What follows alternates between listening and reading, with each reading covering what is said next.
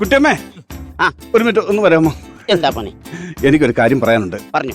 ഈ മാർച്ചിൽ എന്റെ മൂത്ത മോളുടെ 10ാം ക്ലാസ്സിന്റെ പരീക്ഷ നടക്കാൻ പോവുകയാണ്. എന്താ പരീക്ഷ ഞാൻ എഴുതണം? അല്ല, കുട്ടിയമ്മ എഴുതണമെന്നല്ല ഞാൻ പറഞ്ഞത്. പിന്നെ?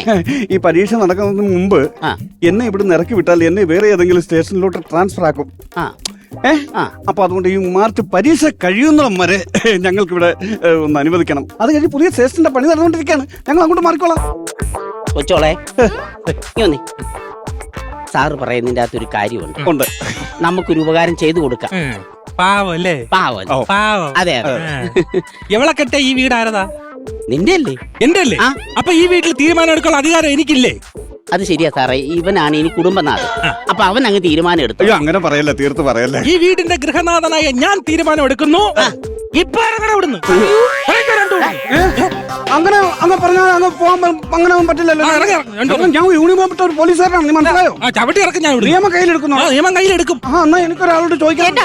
അത് ഞാൻ ചോദിച്ചോളാം. അത് കൊള്ളാലോ, നമുക്ക് അങ്ങനെ അങ്ങ് വിടാൻ പറ്റൂ ഇത്.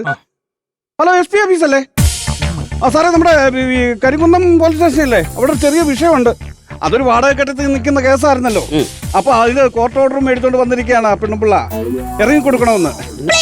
ഇപ്പൊ ചെയ്യേണ്ടത് സാറിന് കാര്യം ഒരു തീരുമാനം ഡിപ്പാർട്ട്മെന്റ് വിളിച്ചത് ഉണ്ടാക്കി. അത് വലിയ വിഷയമാകും. അവരിവിടെ ഭയങ്കര പ്രശ്നമാണ്. ഓക്കെ സാർ പെട്ടെന്ന് വരണം. ഞാൻ SP വിളിച്ച കാര്യങ്ങൾ സംസാരിച്ചിട്ടുണ്ട്. അല്ല സാർ നടക്കുന്നേ? ഞാനെന്താ ഇങ്ങനെ നടക്കുന്നത്? എങ്ങനെ ഇനി കുഞ്ഞോളെ, ഇത് ഞാൻ നമ്മുടെ അച്ചായനും കൂടെ കിടന്ന ബെഡ്റൂമാ. ഇതന്നെ ഇവരൊക്കെ ഇതിന്റെ അകത്ത് കിടക്കുന്നേ. അതെ, ക്രിസ്മസിന്റെ അന്ന് രാത്രി കള്ളം കുടിച്ചു റോഡിൽ കിടന്ന് അലമ്പുണ്ടാക്കിയാന് ഇത് സ്റ്റേഷനിൽ പിടിച്ചിട്ടിരിക്കുകയാണ്. നാളെ കോടതിയിൽ ഹാജരാക്കാനുള്ളതാണ്. ക്രിസ്മസിന് കണ്ട കള്ളം കുടിച്ച് വഴി കിടക്കുന്നവന്മാരൊക്കെ എന്റെ ബെഡ്റൂമിൽ കയറ്റി കിടത്തിക്കോ. വെളിയിൽ നിങ്ങൾ എന്താ കാണിക്കുന്നത്?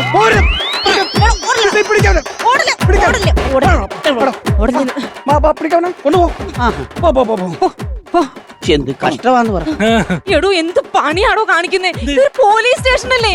ഞങ്ങളൊന്ന് സഹായിക്കും. അങ്ങനെ ഒന്നും ചെയ്യാൻ പാടില്ല. എന്റെ സാറേ,